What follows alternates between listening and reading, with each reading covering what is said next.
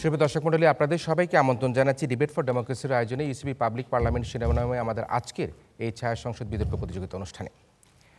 আজকের এই ছায়া সংসদ বিতর্ক প্রতিযোগিতায় যে বিষয় নিয়ে কথা বলবে বিতার্কিকরা সেটি হচ্ছে করোনার অভিঘাতে কৃষিখাতে সরকার প্রয়োজনীয় উদ্যোগ গ্রহণ করেছে কিনা সেটি নিয়ে আজকের প্রস্তাব উত্থাপিত হবে। সরকারি দল হিসেবে যারা আজকে রয়েছেন তারা হচ্ছে ইউনিভার্সিটি অফ সাউথ এশিয়া এবং বিরোধী দল হিসেবে রয়েছে আমেরিকান ইন্টারন্যাশনাল ইউনিভার্সিটি বাংলাদেশ। দর্শক মণ্ডলী, সর্বপ্রথমে আমরা আমাদের আজকের এই প্রতিযোগিতার সরকারি ও বিরোধী দলের বক্তাদের সাথে আপনাদের পরিচয় করিয়ে দিই। সরকারি দল ইউনিভার্সিটি অফ সাউথ এশিয়ার বক্তারা হলো মাননীয় প্রধানমন্ত্রী ও সংসদ নেতা আমেনা আক্তার হীরা, মাননীয় ছায়ামন্ত্রী ফারজানা আফরোজ মৌরি এবং মাননীয় সরকারদলীয় সংসদ সদস্য আশিক ইলাহি হৃদয়।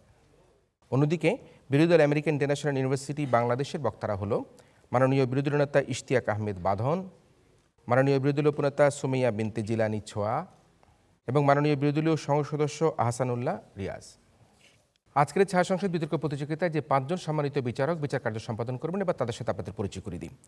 আমাদের সাথে সম্মানিত বিচারক হিসেবে রয়েছেন ইন্ডিপেন্ডেন্ট টিভির বিশেষ প্রতিনিধি এবং সাবেক বিতার্কিক সাংবাদিক অনিমেষ কর, রয়েছেন দি ফিনান্সিয়াল এক্সপ্রেসের বিশেষ প্রতিনিধি সাংবাদিক দৌলত আক্তার মালা, আরও রয়েছেন দৈনিক ইত্তেফাকের ডিপ্লোম্যাটিক করেসপন্ডেন্ট ও জাতীয় প্রেস ক্লাবের যুগ্ম সাধারণ সম্পাদক সাংবাদিক মাইনুল আলম। একই সাথে বিচারক হিসেবে রয়েছেন লেখক ও নাট্যকার অধ্যাপক আবু মোহাম্মদ রইস।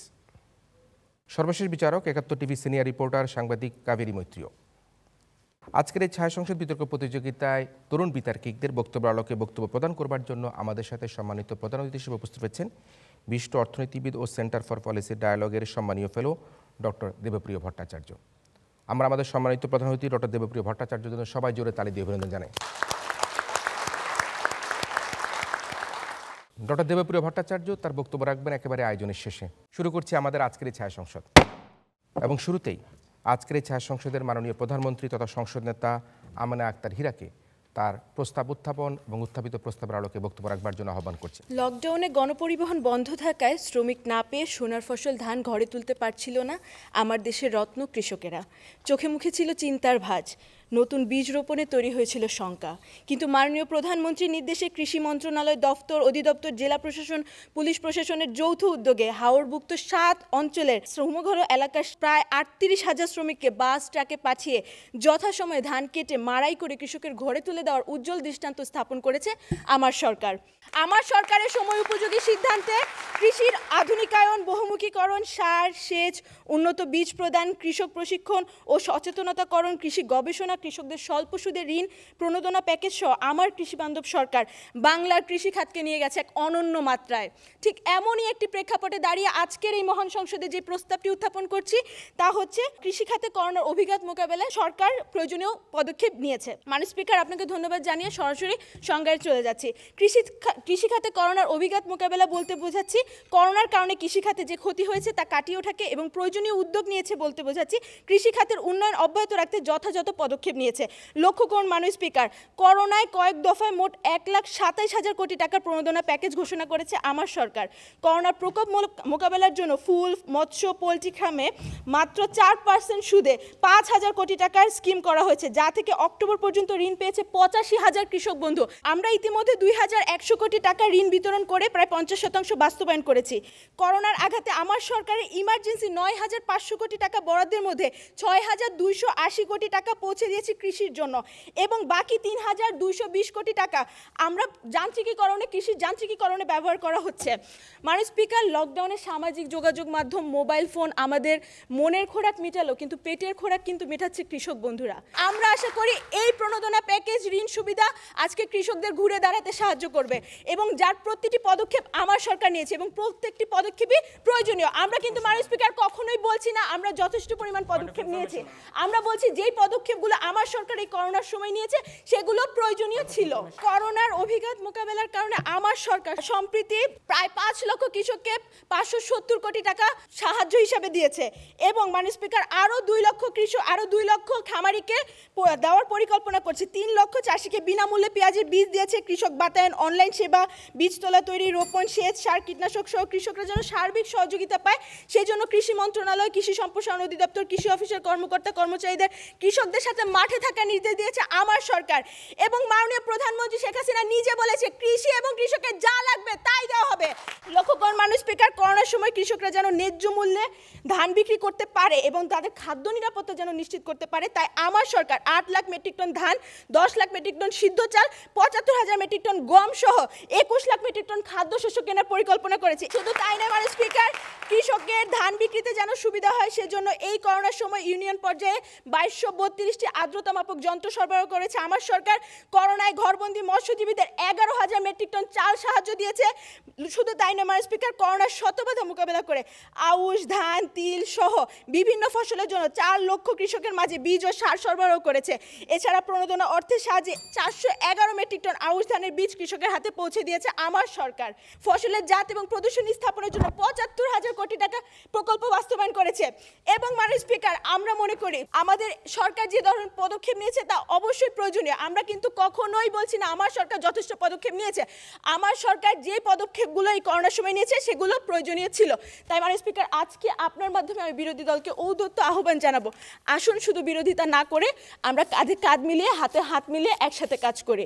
আমাদের মনে রাখতে হবে যদি কৃষক বাঁচে তাহলে আমার দেশ বাঁচবে, কৃষক বাঁচলে বাঁচবে দেশ, গড়বে সোনার বাংলাদেশ। আমাদের আজকের এই ছায়া সংসদের মাননীয় বিরোধী নেতা ইশতিয়াক আহমেদ বাঁধনের কাছ থেকে তার বক্তব্য। মাননীয় স্পিকার, যেখানে 50% ঋণ বাস্তবায়নের কথা বলছেন কিন্তু টিআইবি বলছে 79% কৃষক এখন পর্যন্ত খোঁজই পাননি প্রণোদনা প্যাকেজ সম্পর্কে, সেখানেই বোঝা যায় মাননীয় স্পিকার আজকের প্রস্তাবনার যথার্থতা। মাননীয় স্পিকার, একটি কবিতা দিয়ে শুরু করি। টালো তো মোর ঘর নাহি পর বেশি, হাড়ি তো ভাত নাহি নিতে আবেশি। চরজাকার 1000 বছর আগে এদেশের রূপবৈচিত্র্যের কথা দেখেছেন, শুনেছেন এবং লিখেছেন। এদেশে পাহাড়ে বসবাসকারী ক্ষুদ্র নৃগোষ্ঠীর কষ্টকর জীবনযাপনের কথা বলেছিল কোনো কালে কোনো এক সুবোধ প্রিয় বৎস, আমাদের আছে গোলা ভরা ধান, পুকুর ভরা মৎস্য। ওই সুবোধ প্রিয় বৎসদের বলতে চাই আর ওই সুবচনের আর দাম নাই। দেখে যান করোনার অভিঘাতে বাংলার কৃষিখাতে আজ কি করুণ দশা। মাননীয় স্পিকার, কৃষিখাতে নাকি করোনার অভিঘাতে মোকাবেলায় সরকার প্রয়োজনীয় উদ্যোগ নিয়েছে। আজ মাননীয় প্রধানমন্ত্রী যখন সংসদে তোলেন এমনই একটি বিষয়, ভাবতেও অবাক লাগে, মানতেও কষ্ট হয়, আজ একথাও নাকি বিশ্বাস করতে হয়। মাননীয় স্পিকার, কৃষির সাফল্যের নির্দেশক জিডিপিতে যেখানে কৃষির অবদান ক্রমহ্রাসমান, যেখানে কৃষি নির্ভরশীল 46.61% পরিবারের ভবিষ্যৎ যেখানে ভাসমান, সেখানে সেই প্রেক্ষাপটে দাঁড়িয়ে দেশের 40.6% মানুষের হয়ে প্রস্তাবনার বিপক্ষে আমাদের সুদৃঢ় অবস্থান। মাননীয় স্পিকার, আমরা বিশ্বাস করি আমাদের জননেত্রী শেখ হাসিনার নেতৃত্বে বর্তমান সরকার দেশ ও জাতির সার্বিক কল্যাণে বদ্ধপরিকর।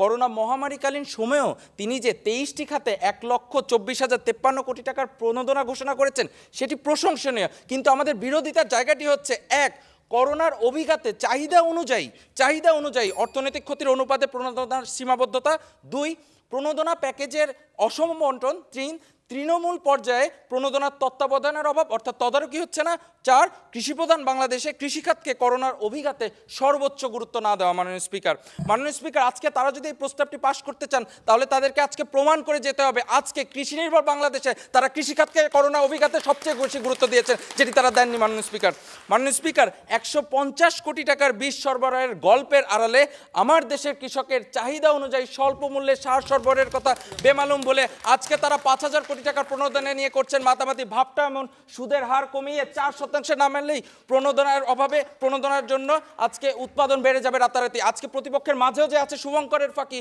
তা হয়তো বহুদিন আগেও কবি নজরুলের বুঝতে ছিল না বাকি। তাই তো তিনি তাদের কটাক্ষ করেই বলেছেন, বিশ্ব যখন এগিয়ে চলেছে আমরা তখন বসে পিবি তালাকের ফতোয়া কেজি ফেকা কেতাব চষে। জাপান যেখানে সংকট মোকাবেলায় প্রণোদনা দেয় মোট জিডিপির 21.1%, জার্মানি 10.7%, সুইডেন 12%, বাংলাদেশ সেখানে মাত্র 4.4%। মাননীয় স্পিকার, এইখানে ক্ষতির অনুপাতে সেটি কখনোই যথেষ্ট না। দ্বিতীয়ত মাননীয় স্পিকার, পুরো প্রণোদনা প্যাকেজ জুড়ে রয়েছে ভয়াবহ রকমের অসম বন্টন, যেখানে জিডিপিতে 13.35% অর্থনৈতিক সমীক্ষা অনুসারে অবদান রাখা কৃষিখাতকে আপনি দিচ্ছেন 5,000 কোটি টাকা, সেখানে অর্থনীতিতে 35.36% অবদান রাখা শিল্পখাত দাবি রাখে একই অনুপাতে 13,243 কোটি টাকা প্রণোদনা, সেখানে আপনি দিচ্ছেন 63,000 কোটি টাকা। এক শিল্পখাতকে যদি আপনি 50,000 কোটি টাকা অতিরিক্ত প্রণোদনা দেন মাননীয় স্পিকার, তাহলে এটাই কি আপনার কৃষিখাতের প্রতি সুবিচার? মাননীয় স্পিকার, আজকে তৃণমূল পর্যায়ে 79 জন চাষি যেখানে প্রণোদনা প্যাকেজ সম্পর্কে জানেই না, অবগতই নয় প্রণোদনার টাকা দিয়ে কেউ বাড়ি করছে কিনা, গাড়ি জারি করছে কিনা বা বিদেশের দ্বিতীয় হোম বা সেকেন্ড হোম বানাচ্ছে কিনা সেই তদারকির অভাব হয়। কৃষিখাতের উৎপাদনে উন্নয়নে আজকে আরেকটু তৎপর না হলেই কি নয়। মাননীয় স্পিকার, সুযোগ যেহেতু আছে বলি কি আরেকটু উদ্যোগ নেওয়া যাবে নিশ্চয়। মাননীয় স্পিকার, আজকে অল্টারনেটিভ মডেল হিসাবে বাংলা ট্রিবিউন যেখানে বলছে কৃষিখাতে 35,000 কোটি টাকা দেওয়া উচিত ছিল, মাননীয় স্পিকার প্রথম আলো যেখানে বলছে 45,000 কোটি টাকা, আমরা বলছি আপনারা অন্তত 40,000 কোটি টাকা যদি বরাদ্দ দিতেন বা প্রণোদনা দিতেন তাহলে আজকে হয়তো দীর্ঘমেয়াদী একটি সমাধান পেতাম। তাই পরিশেষে বলতে চাই, আপনি যদি দীর্ঘমেয়াদী একটি সমাধান চান, কৃষির প্রতি গুরুত্ব বানান, তাহলে প্রশ্নবিদ্ধ হবে এমন চেতনারই কি স্বপ্ন দেখেছিল বাঙালি জাতির জনক বঙ্গবন্ধু শেখ মুজিবুর রহমান। এই বলে আমি আমার বক্তব্য শেষ করছি। ধন্যবাদ মাননীয় স্পিকার, ধন্যবাদ সবাইকে। আমরা এবারে বক্তব্য শুনবো আমাদের আজকের এই ছায়া সংসদের মাননীয় ছায়ামন্ত্রী ফারজানা আফরোজ মৌর কাছ থেকে তার বক্তব্য। আমার দেশের আবাদযোগ্য 1 ইঞ্চি জমিও যেন অনাবাদি না থাকে। মাননীয় প্রধানমন্ত্রীর এই ঘোষণা এবং কৃষির সকল ক্ষেত্রে এই নীতির ক্রমাগত বাস্তবায়নের ফলে করোনাকালেও 5% জমি বৃদ্ধি পেয়েছে। তাছাড়া বিশ্বে ইলিশ উৎপাদনে প্রথম, সবজি উৎপাদনে তৃতীয়, গবাদি পশু এবং ডিম উৎপাদনে দ্বাদশ, মাংস উৎপাদনে 5 এবং অন্যতম রপ্তানিকারক একটি দেশে পরিণত হয়েছে আমার দেশ বাংলাদেশ। এছাড়াও বিগত বছরগুলোতে অর্জিত উন্নয়নের ধারাবাহিকতাকে করোনাকালে ধরে রাখো এর একটি বড় কারণ মাননীয় স্পিকার। মাননীয় স্পিকার, এক নজরে দেখে নিচ্ছি কৃষি ক্ষেত্রে আমার সরকারের অর্জিত কিছু সাফল্য। মাননীয় স্পিকার, করোনাকালে আমাদের সরকার কৃষকের জন্য ভর্তুকির উদ্যোগ নিয়েছে। কৃষক কার্ডধারী প্রায় 2.5 কোটি কৃষককে কৃষি উপকরণ ক্রয়ে সহায়তা করা হয়েছে। কৃষি আধুনিকায়নের জন্য 3,198 কোটি টাকার প্রকল্প গ্রহণ করা হয়েছে। কৃষি পণ্য সঠিক সময়ে ক্রেতাদের হাতে পৌঁছানোর জন্য বিশেষ ট্রেন ও ট্রান্সপোর্টের ব্যবস্থা করা হয়েছে। নতুন বাজেটে 2020 থেকে 21 অর্থবছরে 5,000 কোটি টাকার বিশেষ প্রণোদনা ছাড়াও 9,500 কোটি টাকার কৃষি বরাদ্দ করা হয়েছে। কৃষির যন্ত্র আমদানির শুল্ক হার 10% থেকে কমিয়ে 1% করা হয়েছে। মাননীয় স্পিকার, 2 লাখ হেক্টর জমিতে চাষাবাদের জন্য এরই মধ্যে কৃষককে 73 কোটি টাকার বীজ বিনামূল্যে সরবরাহ করা হয়েছে।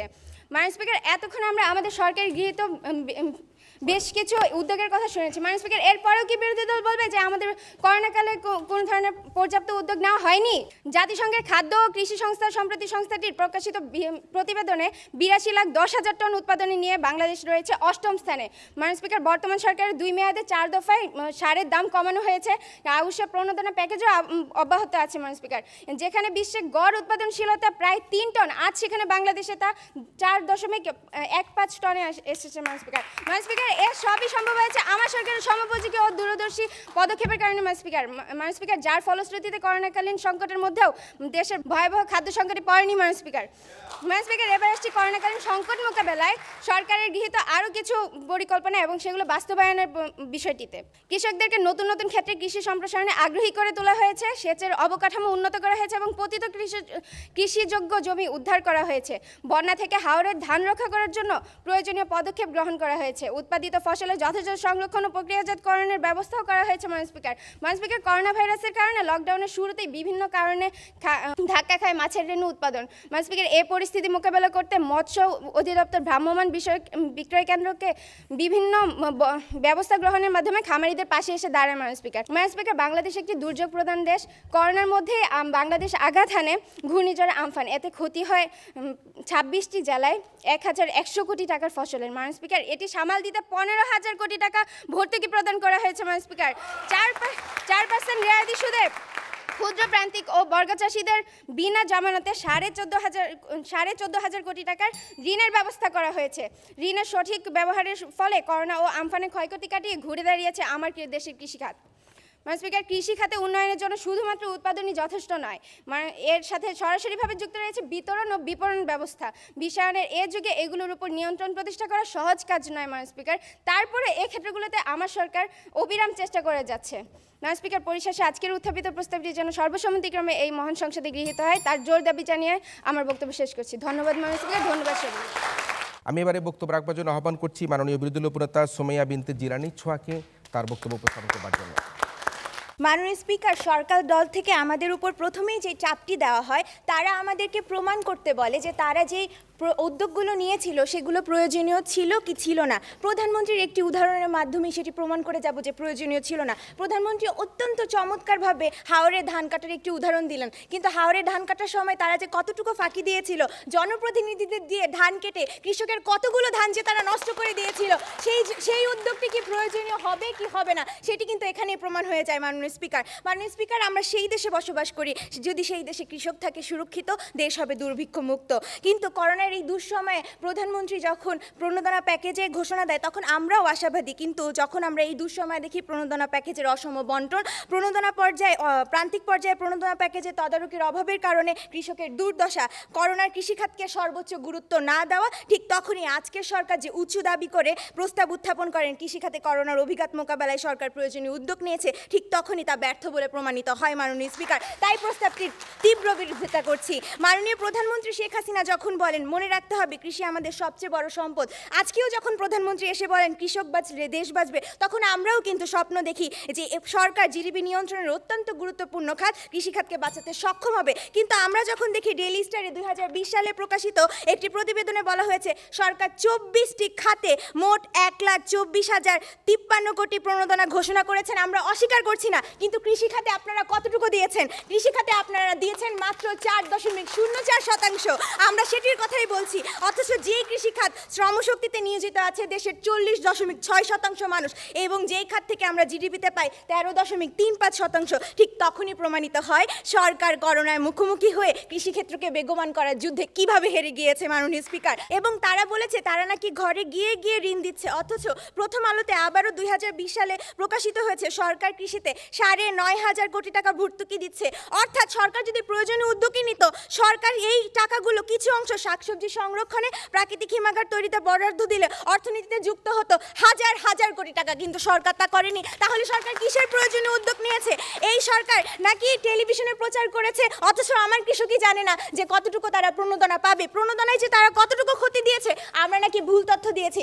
অর্থাৎ মাননীয় স্পিকার আমি ভুল তথ্যগুলো আবারও ব্যাখ্যা করে যাই যে আমরা কোনোটি ভুল তথ্য দিইনি, কারণ আমাদের 23 এপ্রিল 2020 সালে এখানে প্রকাশিত হয়েছে কৃষি ও পল্লী ঋণ বিতরণের বর্তমান নীতিমালা অনুযায়ী সর্বোচ্চ 48,65,000 টাকা পর্যন্ত ঋণ নেওয়া যাবে গাভী পালন খাতে, মাছ চাষের জন্য নেওয়া যাবে 11,84,759 টাকা ঋণ দিবে এবং ফুল ও ফল চাষের জন্য কোনো ধরনের ঋণ নেই। আবার কোনো একটি খাতে যদি 30%-এর অধিক কেউ ঋণ নিতে চায় তাহলে তাকে আবার ঋণ দেওয়া হবে না। আমরা সবগুলো খাত স্পষ্টভাবে করে গেলাম মাননীয় স্পিকার কিভাবে আপনারা ঋণ দিচ্ছেন। এবং এখানে যে আরও শুভঙ্করের ফাঁকি আছে, কেউ যদি শস্য ও ফসল খাত থেকে ঋণ নিতে চায় তাদেরকে 9% সুদ গুনতে হবে এবং এনজিও থেকে নিলে 25% সুদ গুনতে হবে। অর্থাৎ আমাদের ইনফরমেশনগুলো, তথ্যগুলো একদম সঠিক রয়েছে এবং এই 5,000 প্রণোদনার ফাঁকে যে আপনারা কতটুকু ফাঁকি দিচ্ছেন কৃষকদেরকে তা আমরা প্রমাণ করে যেতে সক্ষম হয়েছি। যেই কারণে 4% সুদে 5,000 কোটি টাকার এই ঋণ সিংহভাগই কৃষকরা পাচ্ছে না এবং আমার কৃষকরা বঞ্চিত হচ্ছে, মৌসুমে ফরিয়া কিংবা মধ্যস্বত্ব ভোগকারীরা লাভবান হচ্ছে বেশি। আমাদের প্রধানমন্ত্রী যখন 2,500 টাকা পাঠানোর কথা বলেন তখন আমরা ফেনী চেয়ারম্যানে 50টি মিথ্যা অ্যাকাউন্ট খুলে দেখি 1,47,500 টাকা আপনারা আত্মসাৎ করেন। এই হচ্ছে আপনাদের সরকারের নমুনা। তাই এই প্রস্তাবটি কোনোভাবেই সংসদে গৃহীত হওয়ার দাবি রাখে না। আজকে আমরা বলতে চাই যদি এই সরকার রপ্তানিমুখ শিল্প উদ্যোগ দেখা গেল কৃষি ও কৃষকের সমস্যা দুর্দশার ব্যাপারে রাষ্ট্রযন্ত্র নীরব, রাষ্ট্র যেখানে অস্থায়ী পোশাক শিল্প নিয়ে সরব সেখানে ভুলে গেলে চলবে না কৃষি আমাদের একমাত্র ভরসা, একমাত্র গৌরব। তারা দারিদ্র্যমুক্ত স্বপ্নের ক্ষুধা দারিদ্র্যমুক্ত বাংলাদেশ গড়ায় আমরা কৃষকের সর্বাধিক গুরুত্ব দিলেই আমরা বুঝবো আপনারা প্রয়োজনীয় উদ্যোগ নিয়েছেন। এটি প্রমাণ করতে হবে আপনাকে। আজকের এই ছায়া সংসদের সরকার দলীয় সদস্য আশিক এলাহি হৃদয়ের কাছ থেকে তার বক্তব্য। জাতির পিতা বঙ্গবন্ধু শেখ মুজিবুর রহমান বলেছেন আমার দেশের মাটি উর্বর, এদেশের মাটিতে সোনা ফলে। তার এই সুযোগ্য কন্যা মাননীয় প্রধানমন্ত্রী শেখ হাসিনা কৃষিকে আধুনিকরণ করে বাণিজ্যিক কৃষিতে রূপান্তরিত করেছেন মাননীয় স্পিকার। কৃষিকে দিয়েছেন চতুর্থ শিল্প বিপ্লবের ছোঁয়া, যার ফলে আমরা দেখেছি আমাদের দেশের জনসংখ্যা বাড়লেও দুর্বার গতিতে এগিয়ে যাচ্ছে কৃষিখাত মাননীয় স্পিকার। মাননীয় স্পিকার বলতেই হবে করোনার এই কঠিন সময়ে আমাদের সবচেয়ে বড় আশার আলো জ্বেলেছে মাননীয় স্পিকার কৃষিখাতে। মাননীয় স্পিকার আসি বিরোধী দলের নেতার কথায়। মাননীয় স্পিকার বিরোধী দলের নেতা বলে গেলেন আমাদের প্রণোদনের টাকায় নাকি কেউ বিদেশে গাড়ি করছে কিনা বাড়ি করছে কিনা। মাননীয় স্পিকার ওনাকে হয়তো নন্দলালের রোগে ধরেছে মাননীয় স্পিকার, নন্দলাল জুতা ক্ষয় যাবে বলে জুতা পায়ে দিয়ে হাঁটেন মাননীয় স্পিকার। ওনার কথা হচ্ছে আমার কৃষককে বাঁচানোর জন্য দুর্নীতি হবে এটা জেনে আমি আমার প্রণোদনা বন্ধ করে দিব মাননীয় স্পিকার। মাননীয় স্পিকার আমাদের দেশে একটা প্রবাদ বাক্য আছে, শরম যদি থাকে গো ঘোমটা দিয়ে চলো গো মাননীয় স্পিকার। মাননীয় স্পিকার আজকে আমাদের বিরোধী দলের বিবেচনা বোধ হয় একটু কমই আছে মাননীয় স্পিকার। মাননীয় স্পিকার ওনাদেরকে স্মরণ করে দিতে চাই যে 1995 সালের 15ই মার্চ যখন আমার দেশের কৃষকরা, নিরীহ কৃষকরা সারের জন্য আন্দোলন করে তখন তৎকালীন সরকার সময় 18 জন কৃষককে নির্মমভাবে গুলি করে হত্যা করেছে মাননীয় স্পিকার। মাননীয় স্পিকার বাংলার মানুষ আজ 15ই মার্চকে কৃষক হত্যা দিবস হিসেবে পালন করছে মাননীয় স্পিকার। মাননীয় স্পিকার আজকে সারের জন্য কৃষকের আন্দোলন করতে হয় না মাননীয় স্পিকার, সারই এখন কৃষকের পিছনে দৌড়ায় মাননীয় স্পিকার। মাননীয় স্পিকার কৃষিখাতে করোনার অভিঘাত মোকাবিলা আমার সরকার নানামুখী কর্মসূচির মধ্যে রয়েছে কৃষি পুনর্বাসন কর্মসূচির আওতায় প্রায় 74 লাখ কৃষককে 27,17,00,000 টাকা নগদ সহায়তা প্রদান মাননীয় স্পিকার। এছাড়া রয়েছে এছাড়াও 2 কোটি কৃষককে কৃষি উপকরণ সহায়তা কার্ড দেওয়া হয়েছে মাননীয় স্পিকার। কৃষককে উৎসাহিত করার জন্য 4 দফা সারের দাম কমানো হচ্ছে মাননীয় স্পিকার। মাননীয় স্পিকার আমি আবারও বলছি, সারের দাম 4 দফা কমানো হচ্ছে মাননীয় স্পিকার। মাননীয় স্পিকার এছাড়াও কৃষি সম্প্রসারণ অধিদপ্তরের উদ্যোগে বায়ার ক্রপসেস লিমিটেডের সহযোগিতায় দেশের 59 জেলা 242টি উপজেলায় 1 লাখ ক্ষুদ্র প্রান্তিক কৃষককে বিনামূল্যে হাইব্রিড বীজ সরবরাহ করেছে মাননীয় স্পিকার। 15,000 কৃষককে উন্নত প্রশিক্ষণ দেওয়া হচ্ছে মাননীয় স্পিকার। বীজ বপন থেকে ফসল কাটা পর্যন্ত সব ধরনের উন্নত প্রশিক্ষণ দেওয়া হচ্ছে মাননীয় স্পিকার। মাননীয় স্পিকার তারপরে বিরোধী দল কীভাবে বলতে পারে কৃষিখাতে করোনা অভিজ্ঞতা মোকাবেলা আমার সরকার প্রয়োজন উদ্যোগ নেয়নি মাননীয় স্পিকার। লক্ষ্য করুন মাননীয় স্পিকার, কৃষি মন্ত্রণালয়ের সূত্র বলছে দেশের জিডিপিতে কৃষিখাতের অবদান 14.23%। কৃষির উন্নয়ন ও কৃষকের কল্যাণ সর্বোচ্চ বিবেচনা নিয়ে মাননীয় প্রধানমন্ত্রী শেখ হাসিনা রূপকল্প 2021 এবং রূপকল্প 2041 গ্রহণ করেছে, যার সুফল ইতিমধ্যে আমরা পেতে শুরু করছি মাননীয় স্পিকার। মাননীয় স্পিকার করোনাকালীন সময় কৃষি প্রবৃদ্ধিতে বাংলাদেশের অবস্থান বিশ্বের দ্বিতীয়। মাননীয় স্পিকার কৃষি বিশ্ববিদ্যালয়ের মাধ্যমে 170টি নতুন জাতের ধান উদ্ভাবন করা হচ্ছে মাননীয় স্পিকার। বিশ্বে এই প্রথম বাংলাদেশে জিঙ্ক সমৃদ্ধ ধানের জাত উদ্ভাবন করেছে বাংলাদেশের গবেষকরা মাননীয় স্পিকার। পেঁয়াজ উৎপাদনের মাত্র 1 বছরে আমরা স্বনির্ভর হয়েছি মাননীয় স্পিকার। গত বছরে প্রায় আমরা 3 লাখ মেট্রিক টন বেশি পেঁয়াজ উৎপাদন করেছি মাননীয় স্পিকার। আবাদি জমির পরিমাণ 30% কমার পরেও ধান উৎপাদন বেড়েছে মাননীয় স্পিকার 200% মাননীয় স্পিকার। একটু লক্ষ্য করুন মাননীয় স্পিকার, কৃষিখাতে করোনার অভিজ্ঞতা মোকাবেলায় আমার সরকার যখন নানামুখী উদ্যোগ নিয়েছে, সে করোনার কঠিন সময়ে দেশের কৃষির জন্য 2টি সুসংবাদ পেল বাংলাদেশ মাননীয় স্পিকার। যুক্তরাষ্ট্রের কৃষি বিষয়ক সংস্থা USDA এর মতে চাল উৎপাদনে বাংলাদেশ ইন্দোনেশিয়াকে পিছিয়ে ফেলে 3য় অবস্থানে রয়েছে মাননীয় স্পিকার। অপরদিকে বৈশ্বিক খাদ্য ও কৃষি বিষয়ক সংস্থা FAO বলছে চলতি বছর গবাদি পশু উৎপাদনের বাংলাদেশের অবস্থান দ্বাদশ মাননীয় স্পিকার। FAO আরও বলছে 2025 সাল নাগাদ যে 4টি দেশ বিশ্বে মাছ চাষে ব্যাপক সাফল্য অর্জন করবে, তার মধ্যে প্রথম দৃষ্টি হচ্ছে মাননীয় স্পিকার বাংলাদেশ মাননীয় স্পিকার। আমাদের পার্শ্ববর্তী দেশ যখন ভারতের সম্প্রতি একটা বিতর্কিত কৃষি বিল উত্থাপন করেছে মাননীয় স্পিকার, এক বিতর্কিত কৃষি বিলকে কৃষকের মৃত্যুর পরোয়ানা বলে আখ্যায়িত করছে আন্তর্জাতিক মিডিয়া মাননীয় স্পিকার। বিতর্কিত সেই কৃষি বিল স্থগিত করার জন্য কৃষকরা যখন রাস্তায় আন্দোলন করছে, ঠিক সেই সময় করোনার কঠিন সময় আমার সরকারের দৃঢ়চিতা পদক্ষেপের কারণে বাংলার কৃষক তো আন্দোলন তো দূরের কথা, কৃষকের মুখে দেখছি আমরা মাননীয় স্পিকার চড়া হাসি মাননীয় স্পিকার। তাই বলতেই হবে কৃষিক্ষেত্রে অভিজ্ঞতা মোকাবেলা আমার সরকার প্রয়োজনীয় পদক্ষেপ নিয়েছে মাননীয় স্পিকার। আমরা এখন দৈনিক পত্রিকা কিছু হেডিং শোনাতে চাই মাননীয় স্পিকার। করোনা খাতে ব্যাপক সাফল্য মাননীয় স্পিকার। কৃষিতে এগিয়ে যাচ্ছে বাংলাদেশ, দৈনিক যুগান্তরের পত্রিকা মাননীয় স্পিকার। দিন বলছে কৃষিতে বাংলাদেশের ঈর্ষণীয় সাফল্য মাননীয় স্পিকার। যুগান্তর বলছে খাদ্য সহায়ক সম্পূর্ণ অর্জন ও কৃষকের সাফল্য মাননীয় স্পিকার। তাই মাননীয় স্পিকার আজকের এই বাংলাদেশ সংসদে মাননীয় প্রধানমন্ত্রী কর্তৃক উত্থাপিত প্রস্তাবটি যেন এই সংসদের সর্বসম্মতিক্রমে গৃহীত হয়, তার জোর দাবি জানিয়েছি মাননীয় স্পিকার। এবার আমরা বক্তব্য শুনবো আমাদের আজকের এই ছায়া সংসদের মাননীয় বিরোধী দলের সদস্য আহসানুল্লাহ রিয়াজের কাছ থেকে তার বক্তব্য। মাননীয় স্পিকার, প্রথমে চলে যাচ্ছি প্রধানমন্ত্রীর বক্তব্যে। প্রধানমন্ত্রী বলে গেছেন 13টি হারভেস্টার দিবে, কিন্তু করোনাকালে স্বাস্থ্যবিধি মেনে মাননীয় স্পিকার কিভাবে তারা হারভেস্টারটা দিয়ে যাবে এটা কিন্তু তারা দেখে যাননি মাননীয় স্পিকার। মাননীয় স্পিকার, প্রধানমন্ত্রী আরও বলে গেলেন যে 85,000 কৃষক ঋণ সুবিধা দিবে, কিন্তু মাননীয় স্পিকার লাখ লাখ কৃষক থাকার পরে মাত্র 85,000 কৃষক পেল, এইটা নিয়ে তাদের কোনো অনুতপ্ত নেই মাননীয় স্পিকার। মাননীয় স্পিকার, প্রধানমন্ত্রী আরও বলে গেল যে ব্যাংকগুলো নাকি আগ্রহ সহকারে ঋণ দিচ্ছে, কিন্তু তারা স্পেসিফিকলি বলে যায়নি কোন কোন ব্যাংক মাননীয় স্পিকার এই ঋণগুলো আমাদেরকে দিচ্ছে মাননীয় স্পিকার। মাননীয় স্পিকার, তারা বারবার বলছে আমরা পরিকল্পনা করছি, কিন্তু মাননীয় স্পিকার তারা এই ডিফারেন্সটা ভুলে গেছে যে পরিকল্পনা এবং বাস্তবায়ন এই দুটো জিনিস এক নয়। পরিকল্পনা করলে সেটা বাস্তবায়িত হয়ে যায় না মাননীয় স্পিকার। তারপরে সরাসরি চলে আসছি মন্ত্রীর বক্তব্যে। মন্ত্রী বলে গেলেন যে মাননীয় স্পিকার 5% জমি নাকি বেড়েছে মাননীয় স্পিকার। মাননীয় স্পিকার, রোহিঙ্গারা আসার পর থেকে আমরা এমনি জমি সংকটে ভুগছি, তার মাঝে এই করোনার বিপর্যস্ত জীবনে 5% জমি কিভাবে বাড়লো সেটা তারা বলে যায়নি মাননীয় স্পিকার। মাননীয় স্পিকার, মন্ত্রী আরও বলে গেলেন ভর্তুকির কথা, যে কৃষকরা নাকি ভর্তুকি পাচ্ছে, কিন্তু মাননীয় স্পিকার এই ভর্তুকির আড়ালে যে সিন্ডিকেটের একটা কঠিন ব্যবসা মাননীয় স্পিকার জমে গেছে, সেই ব্যবসার কথা তারা সম্পূর্ণ উপেক্ষা করে গেছে মাননীয় স্পিকার। মাননীয় স্পিকার, মন্ত্রী আরও বলে গেল মাননীয় স্পিকার যে করোনার ত্রাণ নিয়ে নাকি মাননীয় স্পিকার এখন পর্যন্ত আমরা কোনো প্রকার সংশয় দেখিনি মাননীয় স্পিকার। অথচ মাননীয় স্পিকার কয়েকদিন আগেও পত্রিকা খোলা যাচ্ছিল না মাননীয় স্পিকার, ইউপি থেকে শুরু করে চেয়ারম্যান মেম্বার সবার এখানে মাননীয় স্পিকার গম চুরি থেকে শুরু করে চাল চুরি সব কিছু পাওয়া যাচ্ছিল মাননীয় স্পিকার। মন্ত্রী আরও বলে গেল মাননীয় স্পিকার গড় উৎপাদনের কথা বলে গেল যে 4 টন নাকি মাননীয় স্পিকার। এখন মাননীয় স্পিকার 10 বছর আগে আমাদের গড় উৎপাদন ছিল 3 টন, 10 বছর পর হয়েছে 4 টন। এটা কিভাবে সরকারকে মাননীয় স্পিকার গুরুত্বপূর্ণভাবে উপস্থাপন করে সেটা আমার বোধগম্য হচ্ছে না মাননীয় স্পিকার। মাননীয় স্পিকার, সাংসদের বক্তব্যে চলে আসছি। সাংসদ বলে গেছে মাননীয় স্পিকার 1995 সালে কৃষকদের কথা। মাননীয় স্পিকার, আমরা আছি 2020 সালে, করোনা নিয়ে কথা বলছি মাননীয় স্পিকার এই সংসদে দাঁড়িয়ে। সেখানে 1995 সালে কৃষকরা কি করছে সেটা আমাদের ভাবার কথা নয়, 2020 সালে করোনাকালীন কৃষকরা কিভাবে উন্নতি করবে সেটা আমাদের ভাবার কথা। এবার আসছি মাননীয় স্পিকার আমার মূল বক্তব্য।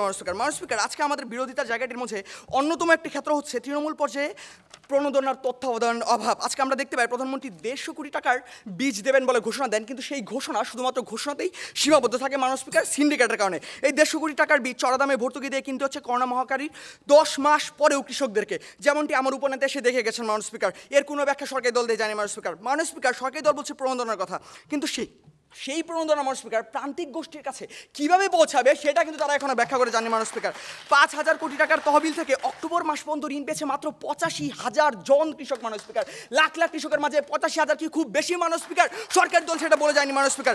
মাননীয় স্পিকার আরও বলছি মাননীয় স্পিকার, ব্যাংকিং খাতগুলো মাননীয় স্পিকার কোনোভাবেই মাননীয় স্পিকার এই ঋণ নিতে আগ্রহী হচ্ছে না মাননীয় স্পিকার। 4% সুদে কৃষকের জন্য এই ঋণ বিতরণে আগ্রহ দেখাচ্ছে না অনেক ব্যাংক মাননীয় স্পিকার। মাননীয় স্পিকার, কৃষিতে সব উৎপাদন একসাথে হয়, ধাপে ধাপে করা যায় না। উৎপাদন থেকে শুরু করে ফসল ঘরে তোলা পর্যন্ত চালিয়ে যেতে হয়। এতে উৎপাদন খরচের 100% চলতি মূলধনের প্রয়োজন পড়ে। আর এই জন্য প্রণোদনার পরিমাণও বাড়ানো উচিত ছিল, যা পুরোপুরি এড়িয়ে গেছে সরকারি দল।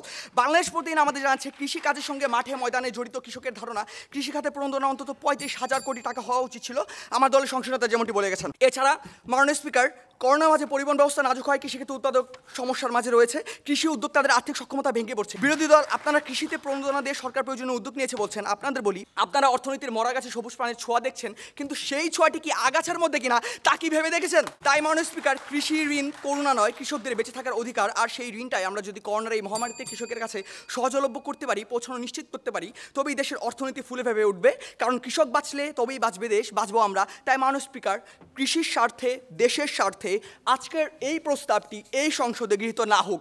ধন্যবাদ মাননীয় স্পিকার, ধন্যবাদ সকলকে। আমরা তিনজন 6জন বক্তার বক্তব্য শুনলাম। আমরা দেখতে পাচ্ছি যে কৃষিখাতে করোনার অভিঘাত মোকাবেলায় সরকারের উদ্যোগ নিয়ে ইউসিবি পাবলিক পার্লামেন্ট শিরোনামে এই ডিবেট ফর ডেমোক্রেসির আয়োজনে আজকের এই প্রতিযোগিতা অনুষ্ঠিত হচ্ছে। একটু জানিয়ে রাখি, আজকে আমাদের সাথে প্রধান অতিথি হিসেবে উপস্থিত রয়েছেন ডক্টর দেবপ্রিয় ভট্টাচার্য। তিনি সাবেক বিতার্কিক এবং বাংলাদেশের অর্থনৈতিক কাঠামোগত যে নানা রকম বিশ্লেষণ থাকে, সেই বিশ্লেষণে কিন্তু তিনি একজন বোদ্ধা ব্যক্তি এবং তার পরামর্শ আমরা কিন্তু অনেক সময় গ্রহণ করি, তার পরামর্শ সরকার গ্রহণ করে, রাষ্ট্র গ্রহণ করে, এবং সে কারণের জন্য আজকের এই বিষয়ে আমরা তাকে অতিথি হিসাবে আমন্ত্রণ জানিয়েছি। তাকে তো সবাই আবার তালি দিয়ে অভিনন্দন জানাতে চাই। একই সাথে এই পর্যায়ে আমি আমাদের আজকের এই ছায়া সংসদের মাননীয় বিরোধী দলীয় নেতা ইশতিয়াক আহমেদ বাঁধনকে যুক্তি খণ্ডন পর্বে তার সর্বশেষ বক্তব্য উপস্থাপনের অনুরোধ করছি। শুরু করছি প্রথমে আজকের সাংসদের একটি যুক্তি খণ্ডন দিয়ে। শুনলে লোকের হাসি পায়, করোনায় নাকি কেউ আবার সাফল্যের সুবাস পায়। মাননীয় স্পিকার, করোনার জন্যই নাকি আজকে আমরা আলু উৎপাদনে, আসলে করোনার আসার জন্যই নাকি আমরা এই যে আলু উৎপাদনে অষ্টম হয়েছে, এই যে আমরা ভালো কিছু করছি। দ্বিতীয়ত মাননীয় স্পিকার, আজকে প্রণোদনা প্যাকেজের আসার পরে আজকে যে সারের কথা এসেছে, সার কেন কৃষককে খুঁজে খুঁজে দিতে হবে মাননীয় স্পিকার? আজকে কৃষকদের তো সার দরকার। সার এখানে হয়ে গেছে অনেকটা বিমার মতো মাননীয় স্পিকার। বিমার মতো যেমন বিমার নিয়ে ছুটতে হয় যে একটু বিমা করুন, একটু স্কিম করুন, সেরকম সার নিয়ে যে এত টাকা সারের দাম কমেছে ঠিকই, কিন্তু সেটি কি এখনো সাধ্যের মতো আছে কিনা সেটি প্রশ্ন মাননীয় স্পিকার। মাননীয় স্পিকার, তথ্যর মধ্যে রয়েছে খুদ মাননীয় স্পিকার, যেখানে আজকে সাংসদ বলে গেলেন 14.23% নাকি আজকে কৃষিখাতে জিডিপির অবদান রাখছে। কিন্তু মাননীয় স্পিকার, আমরা আজকের যে অর্থনৈতিক সমীক্ষা, যেটিকে আমরা সবথেকে বেশি গুরুত্ব দিয়ে থাকি, সেই অর্থনৈতিক নির্ভর করে থাকি, সেই অর্থনৈতিক সমীক্ষা বলছে 13.35% মাননীয় স্পিকার। এই তথ্য বিভ্রাট মাননীয় স্পিকার। এখন প্রশ্ন হচ্ছে, আসলে আলু উৎপাদনে আমরা অষ্টম হয়েছি ঠিকই, কিন্তু তারা ভুলে গেছেন, পড়াশোনা আমি জানি না করেছেন কিনা, আলু উৎপাদনে 2019 সালে আমরা হয়েছিলাম সপ্তম, এবার হয়েছে অষ্টম মাননীয় স্পিকার, পিছিয়ে গেছে মাননীয় স্পিকার। এটা সাফল্য না মাননীয় স্পিকার। মাননীয় স্পিকার, আজকে পরিশেষে বলতে চাই মাননীয় স্পিকার, যেহেতু সময় খুব অল্প মাননীয় স্পিকার, সংসদের খুব মূল্যবান সময় মাননীয় স্পিকার, খালি এতটুকু বলতে চাই, আজকে তারা বারবার করোনার সময়ে যে আজকে কৃষি প্রধান বাংলাদেশে কৃষিখাতকে সবথেকে গুরুত্ব দেওয়া উচিত ছিল, সেই ব্যাপারটি বারবার তারা প্রতীক্ষা করেছেন, বারবার সেটি এড়িয়ে গিয়েছেন মাননীয় স্পিকার। আজকে যদি তারা এটি পারতেন তাহলে আমরা মেনে নিতাম, কিন্তু মাননীয় স্পিকার, আজকে যদি আপনি এই প্রস্তাবটি গ্রহণ না করেন মাননীয় স্পিকার, তাহলে আল্লাহর আকাশে হাত তোলা সেই কৃষকটির দিকে তাকিয়ে মাননীয় স্পিকার, সেই কৃষক যে কিনা করোনার কারণে মাজা সোজা করে দাঁড়াতে পারেনি মাননীয় স্পিকার করোনার অভিজ্ঞতাতে, সেই কৃষককে মাননীয় স্পিকার আপনি কি প্রশ্নের উত্তর দিবেন? তাকে কিভাবে সহায়তা করবেন? তাকে কিভাবে ঘুরে দাঁড় করাবেন? সেই দায়ভার যদি আজকে প্রধানমন্ত্রীর দল এবং তার দল নিতে পারে মাননীয় স্পিকার, তাহলে মাননীয় স্পিকার আজকে পরিচয়টি গ্রহণ করার দাবি রাখতো। কিন্তু আজকে যেহেতু তারা মাননীয় স্পিকার আজকে সেই দায়ভার নিতে পারবেন না মাননীয় স্পিকার, কারণ এখনও প্রণোদনা ঘোষণা হওয়ার 11 মাস পেরিয়ে গেলেও মাননীয় স্পিকার বাস্তবায়নের কোনো নামগন্ধ সেরকম নেই মাননীয় স্পিকার। সেহেতু মাননীয় স্পিকার আজকের এই প্রস্তাবটি সংসদে গৃহীত হওয়ার ন্যূনতম যোগ্যতা রাখে না মাননীয় স্পিকার। এই বলে বক্তব্য শেষ করছি মাননীয় স্পিকার। ওয়াইন্ড আপ সেশনে সর্বশেষে বক্তব্য শুনব মাননীয় প্রধানমন্ত্রী ও সংসদ নেতা আমেনা আক্তার হীরার কাছ থেকে তার বক্তব্য। মাননীয় স্পিকার, আজকে বিরোধী দলের উপনেতা যে কথাটি বলেছিলেন যে আমার সরকার নাকি কৃষি খাতকে নাকি তেমন গুরুত্ব দেয়নি। মাননীয় স্পিকার, আমি আমার বক্তব্যেই জানিয়ে দিয়েছি আমার সরকার কৃষি খাতকে কতটুকু গুরুত্ব দিলে এই করোনার মধ্যে, যেখানে সব কিছু লকডাউন ছিল, কৃষি অধিদপ্তর, কৃষি সম্প্রসারণ সবাই কিন্তু মাঠে এসে কৃষকদের সাথে কাজ করেছে। কারণ মাননীয় স্পিকার, আমার সরকার কিন্তু কৃষি খাতকে সবচেয়ে গুরুত্ব দিয়েছে। আমার দ্বিতীয় বক্তা বলতে চেয়েছিলেন যে আবাদযোগ্য জমি 5% বৃদ্ধি পেয়েছে। আমার আজকে এই করোনাকালীন সময় আজকে প্রধানমন্ত্রী যখন বলেছে যে আমার দেশে 1 ইঞ্চি আবাদ জমিও ফাঁকা থাকবে না, ঠিক তখনই এই করোনাকালীন সময় 5% আবাদযোগ্য জমি বৃদ্ধি পেয়েছে। মাননীয় স্পিকার, আজকে তারা বারবার বাস্তবায়নের কথা বলছেন। মাননীয় স্পিকার, বাস্তবায়ন তো আমরাও করতে চাই। আসুন আমরা কাঁধে কাঁধ মিলিয়ে বাস্তবায়ন করতে চাই, কিন্তু আমার পদক্ষেপটি সঠিক ছিল কিনা, আজকে বিতর্কটি ঠিক সেই জায়গায়, সেই কথাটি বলে যাচ্ছেন না কেন? আমার পদক্ষেপ ঠিক আছে কিনা? পদক্ষেপ ঠিক থাকলে অবশ্যই আমরা বাস্তবায়ন নিয়ে আরো গভীরভাবে চিন্তা করব। মাননীয় স্পিকার, আজকে তারা বলছে আমি নাকি বলেছি 13টি হারভেস্টার দেওয়া হয়েছে। মাননীয় স্পিকার, আমি কিন্তু সুন্দরভাবে বলেছিলাম 1322টি হারভেস্টার দেওয়া হয়েছে এবং অবশ্যই সেই হারভেস্টারগুলো স্বাস্থ্যবিধি মেনেই কিন্তু দেওয়া হয়েছিল। মাননীয় স্পিকার, আজকে তারা ইউরোপের কথা তুললেন। মাননীয় স্পিকার, আমরা জানি ইউরোপে গ্রিন হাউসের মাধ্যমে চাষাবাদ হয়। আমার দেশের চাষাবাদ জমি কিন্তু মাননীয় স্পিকার অনুকূল, তার কারণে আমার দেশে চাষাবাদের জন্য এত বেশি খরচ করতে হয় না যেটা ইউরোপে খরচ করতে হয়। মাননীয় স্পিকার, তারা বলছেন যে আমাদের নাকি বীজ থেকে চারা গজায় না। মাননীয় স্পিকার, বীজ থেকে যদি চারা না গজায় তাহলে বাংলাদেশ কৃষি ক্ষেত্রে কিভাবে 10ম স্থানে থাকে? মাননীয় স্পিকার, আজকে তাদের কাছে আমার প্রশ্ন থেকে যাবে। মাননীয় স্পিকার, তারা বলছে যে জিডিপি ক্রমহ্রাসমান এই করোনার কারণে পুরো বিশ্বই এখন স্থবির। কিন্তু এই করোনার কারণে কিন্তু করোনাকালে কিন্তু আমরা আমাদের খাদ্য সংকটটি হতে দেইনি, এবং খাদ্য সংকটটি কেন হয়নি আজকে সেটি আমি তাদের কাছে প্রশ্ন করতে চাই। খাদ্য সংকটটি হয়নি কারণ আমার সরকার যথাযথ পদক্ষেপ গ্রহণ করেছে। মাননীয় স্পিকার, তারা আজকে বাজার সিন্ডিকেটের কথা বলে, আমার সরকার বাজার সিন্ডিকেট নিয়ে কিন্তু কাজ করছে। মাননীয় স্পিকার, একজনও বাজার সিন্ডিকেটে যারা জড়িত তাদেরকে রেহাই দিবে না, তাদের নিয়ে কাজ করছে, ভ্রাম্যমাণ আদালত আছে। মাননীয় স্পিকার, আজকে যারা টাকা আত্মসাৎ করেছে, টাকা আত্মসাৎ করে তারা বাইরে যাবে কি যাবে না তাদের ব্যাপারেও আমার সরকার পদক্ষেপ নিয়েছে। তাই মাননীয় স্পিকার, সর্বশেষে বলতে চাই, আমার সরকার কৃষিবান্ধব সরকার। কৃষিবান্ধব এই সরকারের বিভিন্ন পরিকল্পনার মাধ্যমে মাননীয় স্পিকার আমার সরকার আরও কৃষি খাতকে উন্নত করবে। তাই মাননীয় স্পিকার, আমি তাদেরকে আহ্বান জানাবো, আসুন আমরা হাতে হাত রেখে কাঁধে কাঁধ মিলে একসাথে কাজ করি, বাস্তবায়ন নিয়ে আমরা চিন্তা করি। আমরা এমন একটা সময় পার করছি যেই সময়টায় আসলে শুধু বাংলাদেশ নয়, সারা পৃথিবীতেই করোনার একটা অভিঘাত আমরা দেখতে পেয়েছি, এবং সেই করোনার অভিঘাতের প্রভাব কিন্তু বাংলাদেশে এসে পড়েছে।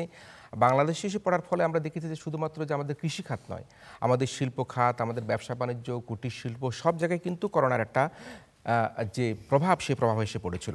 বাংলাদেশের অর্থনীতিতে কিন্তু কৃষি একটা ব্যাপক ভূমিকা রাখে, কিন্তু সেই কৃষকের প্রতি আমরা কি যথাযথ সম্মান দিতে পারি? আমরা কৃষকের মুখে কি পূর্ণাঙ্গ হাসি ফোটাতে পারি?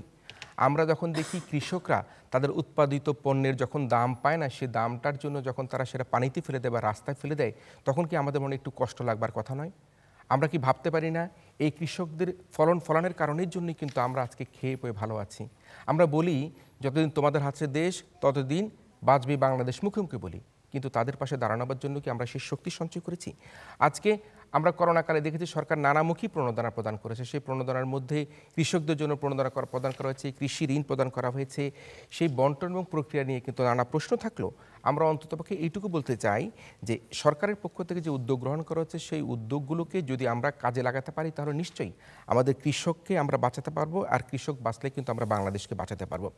আমরা দেখি যে বাংলাদেশে যখন এই করোনাকাল ঘটে, নানা রকমভাবে বাণিজ্যিক সংগঠনগুলো তারা আন্দোলন করে, তারা সভা সেমিনার করে তাদের প্রণোদনার জন্য। তো কৃষকদের সেরকম শক্তিশালী কোনো সংগঠন না থাকার কারণের জন্য, যেরকম বিজিএমএ রয়েছে, বিকেএমএ রয়েছে, বিসিসিআই রয়েছে, কিন্তু কৃষকদের সে কোনো সংগঠন না থাকার জন্য তারা কোনো আন্দোলনও করতে পারে না। তারা সরকারের কাছে, সরকার প্রধানের কাছে, রাষ্ট্রের কাছে কিন্তু তাদের দাবি দেওয়াগুলো তারা সেভাবে পৌঁছাতে পারে না। সে কারণে কৃষকদের এই আন্দোলন করবার প্রয়োজনীয়তা যদি দেখা দেয় তাহলে কী করণীয় রয়েছে, তাদের সমস্যা দূর করার জন্য কী প্রয়োজনীয় রয়েছে, সে কারণে সরকারের পক্ষ থেকে প্রয়োজনীয় উদ্যোগ গ্রহণ করতে হবে। তাদের জন্য বীজ, সার, কীটনাশককে এই করোনার সময় এবং করোনার পরবর্তী সময়ে স্বল্প মূল্যে অথবা তাদেরকে স্বল্প সুদে সেগুলি প্রদান করতে হবে। আমরা শিল্প, কলকারখানা, পোশাক রপ্তানি খাতে সরকারের প্রণোদনা প্রবাহ যেভাবে লক্ষ্য করেছি, সেই প্রণোদনা প্রবাহ কিন্তু কৃষকদের জন্য সেভাবে ছিল না। এবং সেই প্রণোদনা প্রভাব কিন্তু প্রান্তিক পর্যায়ে পর্যন্ত সবাইকে কিন্তু পৌঁছাতে পারিনি আমরা। কিন্তু তারপরেও কিন্তু আমরা দেখেছি যে সরকার আপ্রাণ চেষ্টা করেছে সেই প্রণোদনা কীভাবে প্রান্তিক কৃষকদের মধ্যে পৌঁছানো যায়, কীভাবে মোবাইলের মাধ্যমে পৌঁছানো যায়, কীভাবে ব্যাংকগুলোর মাধ্যমে পৌঁছানো যায়, তার জন্য আমরা সরকারকে এই ক্ষেত্রে ধন্যবাদ জানাতে চাই। কিন্তু এখন প্রশ্ন এসছে যে এই করোনার 11 মাস হয়েছে, আমরা কি আমাদের করোনার জন্য যে প্রণোদনা প্যাকেজটি আমরা দিয়েছিলাম সেই প্যাকেজটি আমরা বন্টন করতে পারবো? বন্টনের সময়সীমা কি আমাদের হাতে আছে, নাকি না এটা আমরা টাইম এক্সটেনশন করব, নাকি আমরা কৃষকদের জন্য অন্য কোনো চিন্তা ভাবনা করব? সেই কারণের জন্যই কিন্তু আজকের এই প্রস্তাবটি উত্থাপন করা হয়েছে যে করোনাকালে আসলে সরকারের উদ্যোগ যথেষ্ট কিনা, এবং সরকারি দল আজকে বলছে যথেষ্ট, বিরোধী দল বলছে না, তাদের উদ্যোগকে আমরা কোনোভাবেই এই যথেষ্ট বলে দাবি করছি না। আমরা কৃষিখাতে করোনার অভিঘাত মোকাবেলার জন্য আমরা ডিবেট ফর ডেমোক্রেসির পক্ষ থেকে আজকে সম্মানীয় ফেলো রয়েছেন আমাদের ডক্টর দেবপ্রিয় ভট্টাচার্য সিপিডির, আমরা তার সামনে 10টি সুপারিশ এখানে উত্থাপন করতে চাই। করোনার অভিঘাত মোকাবেলায় কৃষিখাতে সরকারের প্রয়োজনীয় উদ্যোগ নিয়ে ডিবেট ফর ডেমোক্রেসির পক্ষ থেকে আমরা 10টি সুপারিশ এখানে উপস্থাপন করছি। প্রথম সুপারিশ হচ্ছে অতি ক্ষতিগ্রস্ত কৃষকদের ঋণের সুদ মকুব করতে হবে। দ্বিতীয়, কৃষকদের ঋণের কিস্তি পরিশোধের মেয়াদ আরও বাড়ানো হবে। কৃষকদের ঋণের কিস্তির মেয়াদ যদি বাড়ানো না হয় তাহলে যে কৃষকরা তাদের উৎপাদিত ফসল ঘরে নিবে এবং ঘরে নেবার চেষ্টা করবে তারা ক্ষতিগ্রস্ত হবে এবং আমরা ফলন উৎপাদনে আমাদের ব্যাহত হবে। অতি ক্ষতিগ্রস্ত কৃষকদের এককালীন সাহায্য দেওয়ার তহবিল গঠন করতে হবে। কৃষি পণ্যের ন্যায্য মূল্য নিশ্চিত করতে হবে। এখনও কিন্তু কৃষকরা হাহাকার করে, তারা ন্যায্য মূল্য পায় না, তাদের ন্যায্য মূল্য নিশ্চিত করতে হবে। হঠাৎ করে যখন কৃষকদের মাঠে ফসল আসে, যখন বিক্রির সময় হয়, তখন আমরা ধান, চাল বা আমাদের পেঁয়াজ আমদানি করে কৃষকদের মাথায় হাত দিয়ে দিই। সেগুলোকে নিশ্চিত করতে হবে, তাদের ন্যায্য মূল্য নিশ্চিত করতে হবে। কৃষি সার্বিক উন্নয়নের লক্ষ্যে একটি শক্তিশালী কৃষি কমিশন গঠন করতে হবে। আমরা অবশ্যই দাবি করতে চাই কৃষি কমিশন গঠন করলে কৃষকের সুখ দুঃখ হাসি কান্না কোথায় তাদের সমস্যা রয়েছে অন্যান্য রাষ্ট্রের সাথে মিলিয়ে আমরা সেই সমাধান করতে পারবো। কৃষি প্রণোদনার ক্ষেত্রে কৃষি শ্রমিকদেরকে অন্তর্ভুক্ত করতে হবে। আমরা দেখেছি যে প্রণোদনায় কৃষি শ্রমিকদেরকে অন্তর্ভুক্ত করা হয় না। যারা কৃষি মজুর রয়েছে, কৃষি শ্রমিক রয়েছে, প্রণোদনার ক্ষেত্রে কৃষি শ্রমিকদেরকে অন্তর্ভুক্ত করবার দাবি আমরা তুলছি। এবং নারী কৃষক যারা রয়েছে, কিষানি যারা রয়েছে, তাদেরকে প্রণোদনা থেকে যাতে কোনোভাবে বাদ দেওয়া না হয়, যাতে কৃষকদের তালিকা করলো কিন্তু আমাদের কৃষানি বোন যারা রয়েছে তাদেরকে তালিকায় অন্তর্ভুক্ত করবার জন্য, নিশ্চিত করবার জন্য আমরা দাবি করছি। প্রণোদনা প্রবাহের উপকারভোগী যারা রয়েছে সেখানে সর্বোচ্চ সতর্কতার সাথে স্বচ্ছতা নিশ্চিত করতে হবে। এই প্রণোদনা কৃষক পাচ্ছে নাকি রাজনৈতিক যারা ব্যক্তিবর্গ রয়েছে, প্রভাবশালী রয়েছে, সেগুলি কিন্তু চিন্তা ভাবনা করতে হবে। কৃষকদের জন্য প্রণোদনার উপভোগী নির্বাচনের ক্ষেত্রে অত্যন্ত স্বচ্ছতার পরিচয় দিতে হবে। প্রকৃত কৃষকদের স্বল্প মূল্যে ও সহজ কিস্তিতে কৃষি প্রাপ্তির যন্ত্রপাতি প্রদান করতে হবে। প্রকৃত কৃষক কিন্তু এখন আমরা দেখি যে কৃষকের মধ্যে দেখা যাচ্ছে যার ঘর আছে, বাড়ি আছে, জমি আছে, অন্য ব্যবসা বাণিজ্য করে কৃষিকাজ করে না, তিনিও কিন্তু কৃষকের তালিকায় নাম ঢুকিয়ে দিচ্ছে। সে কারণে প্রকৃত কৃষককে নির্বাচন করে তাদেরকে স্বল্প মূল্যে ও সহজ কিস্তিতে যন্ত্রপাতি প্রদান করতে হবে, ঋণ প্রদান করতে হবে এবং সঠিক কৃষককে নির্বাচন করতে হবে। প্রকৃত কৃষকদের উপকার সহায়তা যে কার্ড দেওয়া হয়, আপনারা জানেন যে কৃষকদের উপকার সহায়তাটা কার্ড দেওয়া হয় উপকরণ প্রাপ্তির জন্য। সেই সহায়তা কার্ডের মধ্যে আমরা দেখি মাঝে মাঝে যে এক ধরনের রাজনৈতিক প্রভাব থাকে। যারা এই ধরনের উপকরণ সহায়তা কার্ড পাবেন, সেই উপকরণ সহায়তা কার্ড প্রাপ্তির ক্ষেত্রে যাতে কোনো রাজনৈতিক প্রভাব না থাকে সেদিকে কিন্তু আমাদেরকে নিশ্চিত হতে হবে। এবং আমরা বলি কৃষক বাঁচলে দেশ বাঁচবে, এবং দেশ বাঁচলে আজকে আমরা যারা এই আলোকিত মঞ্চে বসে কথা বলছি আমরা কিন্তু বাঁচব। সে কারণের জন্য বলছি যে যতদিন তোমাদের হাতে দেশ ততদিন আমার বক্তব্য ভালো থাকবে বাংলাদেশ। আমি সেলিউট জানাই আমার কৃষকদেরকে, কৃষানি ভাই বোনদেরকে, সকলকে সেলিউট জানাই আজকের অনুষ্ঠানের মধ্যে দিয়ে। আজকের অনুষ্ঠানে আমরা যাকে প্রধান অতিথি করে নিয়ে এসেছি তিনি শুধু কৃষি নয়, তিনি আমাদের শিল্প খাত, বাণিজ্য খাত, নানা ক্ষেত্রে তার অবদান অনস্বীকার্য। তিনি হচ্ছেন ডক্টর দেবপ্রিয় ভট্টাচার্য। আমি এবার আহ্বান করছি আমাদের এই অনুষ্ঠানের সম্মানিত প্রধান অতিথি, সিপিডির সম্মানীয় পেল বিশিষ্ট অর্থনীতিবিদ ডক্টর দেবপ্রিয় ভট্টাচার্যকে আজকের কৃষিখাতে করোনার অভিঘাত মোকাবেলায় সরকারের করণীয় নিয়ে, প্রয়োজনীয় পদক্ষেপ নিয়ে প্রধান অতিথি হিসেবে তার বক্তব্য প্রদান করবার জন্য।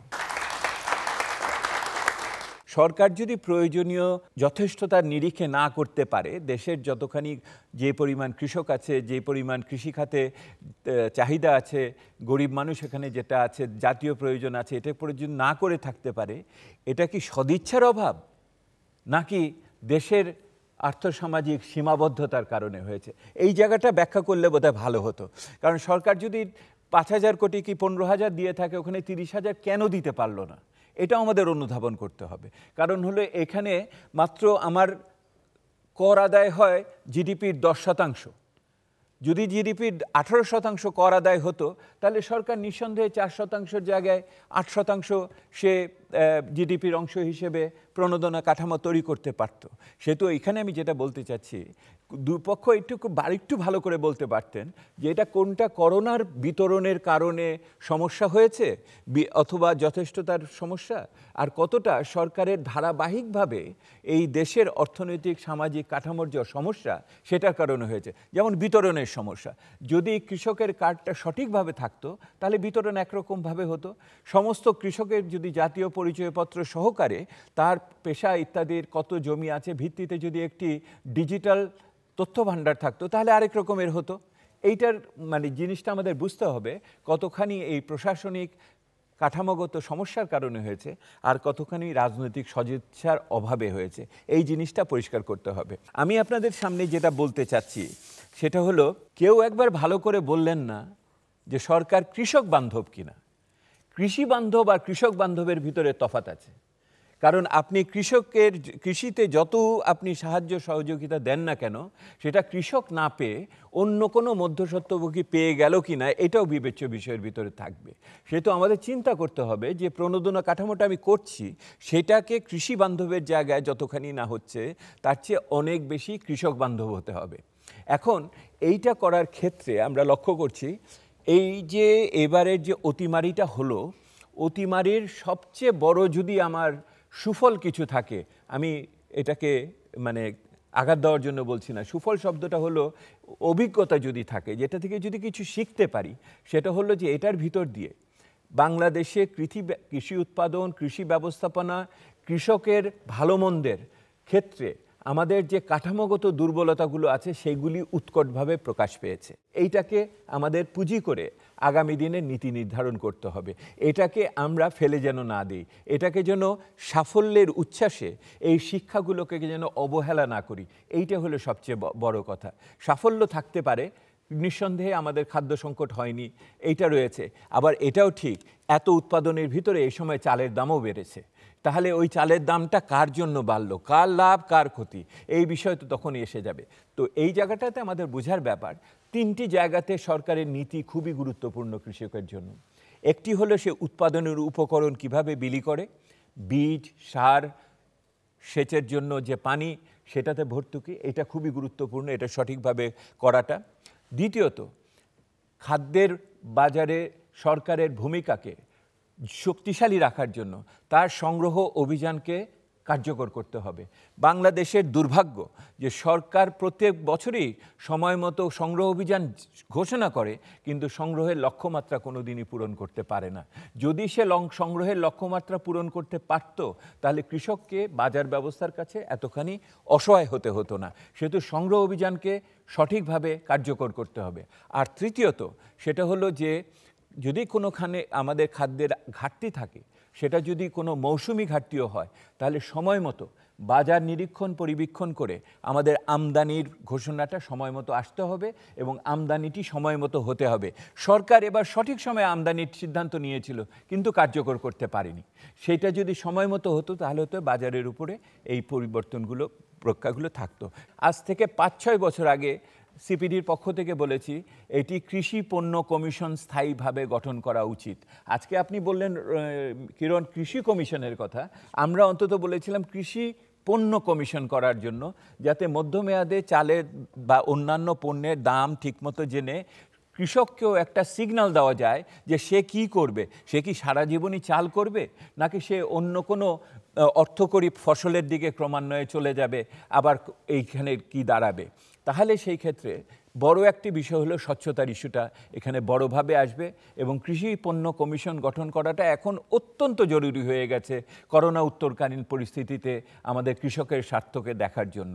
দ্বিতীয়ত, আপনারা বলেছেন যে উৎপাদনশীলতা বেড়েছে, কিন্তু তা সত্ত্বেও আমি আপনাদের বলছি, এখন তথ্যের নিয়ে আমি বিতর্কে যাচ্ছি না, বাংলাদেশে কৃষকের আধুনিকায়ন এবং তার প্রযুক্তিকরণ অত্যন্ত প্রয়োজনীয়। সরকারের পক্ষ থেকে ফসল তোলার পরবর্তী পোস্ট হারভেস্টিং ক্ষেত্রে যান্ত্রিকীকরণের জন্য বিভিন্ন পদক্ষেপ নেওয়া হচ্ছে। একটা সময় ছিল আমরা অনেকেই কৃষকের স্বার্থ চিন্তা করে আমরা যান্ত্রিকীকরণের বিরোধিতা করেছি। আমার মনে হয় সেই পরিস্থিতির পরিবর্তন হয়েছে। আমাদের এই যান্ত্রিকীকরণের পক্ষে দাঁড়াতে হবে, দেখতে হবে যেন প্রকৃত কৃষক এটার সুবিধাটা পায়, আবার কোনো মধ্যস্বত্বভোগী যেন যন্ত্রগুলোকে কবজা করে না ফেলে। এইটা আমাদের বড় বিষয় আগামী দিনে, প্রযুক্তির ব্যবহার, যান্ত্রিকীকরণ ইত্যাদি। আমাদের যেই শস্য হয়, পৃথিবীতে নিয়ম হলো 3% মাত্র আপনার এটাকে নষ্ট হতে পারে নড়াচড়া করার কারণে।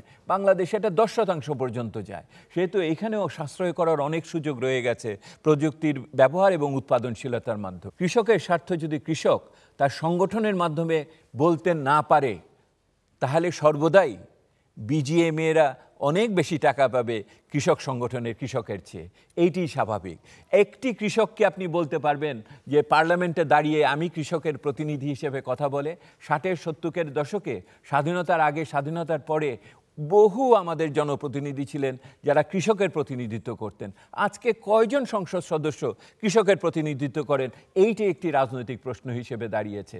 ওই রাজনৈতিক কণ্ঠস্বর যদি কৃষককে না দিতে পারি, তারা ভোটে বড় হবে কিন্তু সংসদে নীতিমালা প্রভাবের ক্ষেত্রে বড় হতে পারবে না। আজকে আমাকে ডাকার জন্য অনেক ধন্যবাদ। ধন্যবাদ ডক্টর দেবপ্রিয় ভট্টাচার্য আপনার চোরসেরা বিশ্লেষণের জন্য। আমরা ফলাফল পেয়ে গিয়েছি। অত্যন্ত টান উত্তেজনার একটা ছায়া সংসদ এখানে হয়েছে। আজকে যে প্রস্তাবটি উত্থাপিত হয়েছে সরকারি দলের পক্ষ থেকে করা হয়েছে, তারা বলেছে কৃষিখাতে করোনার অভিঘাত মোকাবেলায় সরকার প্রয়োজনীয় উদ্যোগ গ্রহণ করেছে। যারা এই প্রস্তাবের পক্ষে আছেন তারা হা বলুন। প্রস্তাবের পক্ষ দল হা বলুন। যারা প্রস্তাবের পক্ষে আছে হা বলুন। আর যারা এই প্রস্তাবের বিপক্ষে আছে তারা না বলুন। প্রস্তাবের বিপক্ষ দল না বলুন। যারা প্রস্তাবের বিপক্ষে আছে তারা না বলুন। আমরা হ্যাঁ এবং না ভোট পেয়েছি। ডিবেট ফর ডেমোক্রেসি আয়োজিত আজকের ছায়া সংসদে এই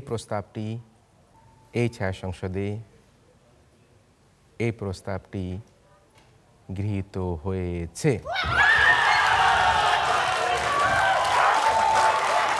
যেহেতু প্রস্তাবটি গৃহীত হয়েছে সে কারণে বলছি আজকের এই ছায়া সংসদে হাজো যুক্ত হয়েছে এবং হাজো যুক্ত হয়েছে। হাজো যুক্ত হওয়ার কারণের জন্য আমরা আমাদের প্রতিযোগিতার সরকারি দল ইউনিভার্সিটি অব সাউথ এশিয়াকে আজকে বিজয়ী বলে ঘোষণা করছি।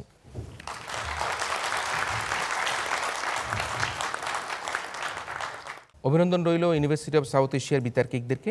আরও বেশি অভিনন্দন রইল আমেরিকান ইন্টারন্যাশনাল ইউনিভার্সিটি বাংলাদেশের 3জন বিতার্কিককে। তাদের 3জনই ভালো বক্তব্য দিয়েছে এবং তাদের 3জনকে আমরা অভিনন্দন জানাতে চাই। সুপ্রিয় দর্শক মণ্ডলী, আপনারা যারা এতক্ষণ টেলিভিশনের পর্দায় দেশে অথবা বিদেশে ইউসিবি পাবলিক পার্লামেন্ট শিরোনামে ডিবেট ফর ডেমোক্রেসির আয়োজনে আজকের করোনার অভিঘাত মোকাবেলায় কৃষিখাত নিয়ে সরকারের উদ্যোগ নিয়ে যে ছায়া সংসদ দেখলেন, সেই ছায়া সংসদ দেখার জন্য ধন্যবাদ জানিয়ে আজকের মতো এই মক পার্লামেন্ট এখানে শেষ করছি।